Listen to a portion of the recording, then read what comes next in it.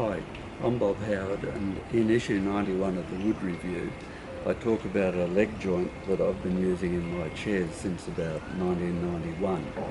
I developed the joint because I tried to use the Maloof joint, which most people know about, but I couldn't use it because most of the angles were compound angles and that just got too hard.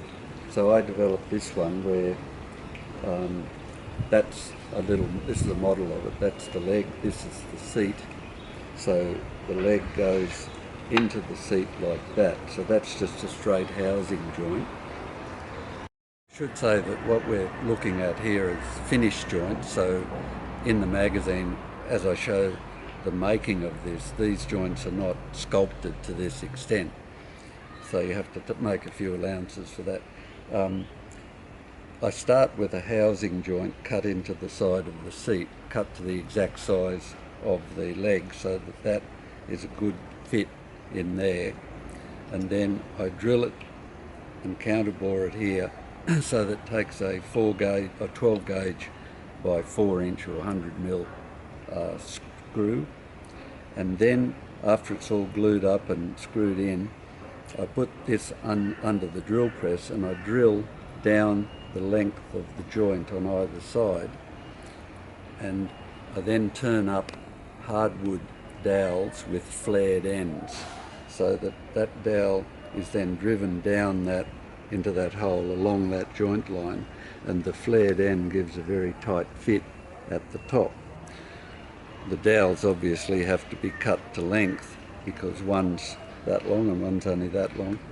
After this is put in, I then put a wooden plug in there, and I learned the hard way, you have to make sure you get a gap between the end of the plug and the top of the screw, otherwise the wood movement here will pop the plug out.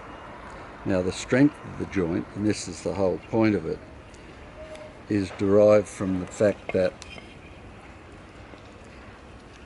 the dowel, when it all goes together, the dowel is half in the leg and it's half in the seat.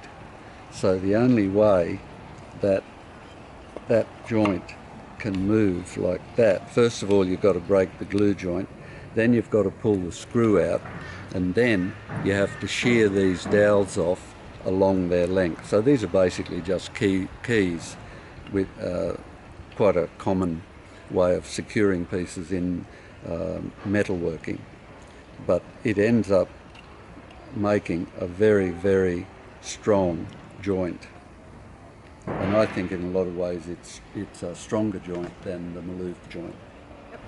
So all in all you end up with a very, very strong joint, and certainly I haven't had one come apart in the last 20 odd years.